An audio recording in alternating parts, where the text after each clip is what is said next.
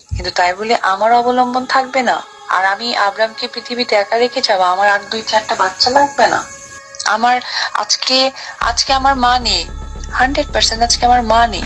আমি আমার বোনকে ফোন করি, আমার ভাইকে ফোন করি, ও অনেক সময় অনেক বিষয় ডিসকাস করি। তো ওর সেই বাচ্চাটা তো থাকতে হবে, ভাই বোন তো থাকতে হবে, ওর রিলেশনের জায়গা। বুবলিকে দেখে এখন দ্বিতীয় সন্তানের অভাব অনুভব করছেন ঢালিউড কুইন অপু বিশ্বাস। ক্যামেরার সামনে অপু বলেন, কাল যদি আমি মারা যাই, আমার ঘর থেকে লাশ নামানোর মানুষটাও থাকবে না। 2টা সন্তান থাকলে আমি মরেও শান্তি পেতাম।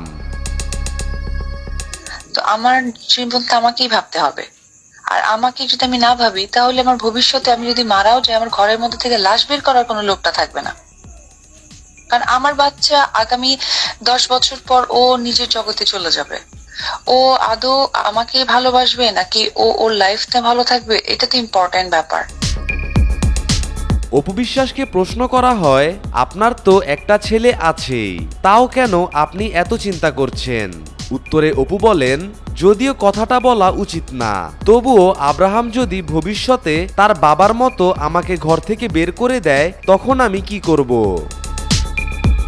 ছোট, ওকে নিয়ে আমি বাজে মন্তব্য করতে পারি না, ভালো বলার কোনো অবকাশ নাই। আর একটা বাচ্চাকে নিয়ে আর কতটুকুই আমি আমি সিওরিটি দিব যে ও আমাকেই ভালোবাসবে, আমি অসুস্থ হলে আমাকে ওষুধ খাওয়াবে, মাকে সাহায্য করবে, মাকে যত্ন করবে?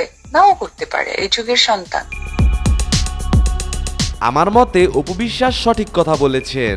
পরিবার যত বড় হবে, জীবন ততটাই সহজ মনে হবে। এক সন্তান ছেড়ে চলে গেলেও আরেক সন্তান তো অবশ্যই মায়ের দায়িত্ব নিবে।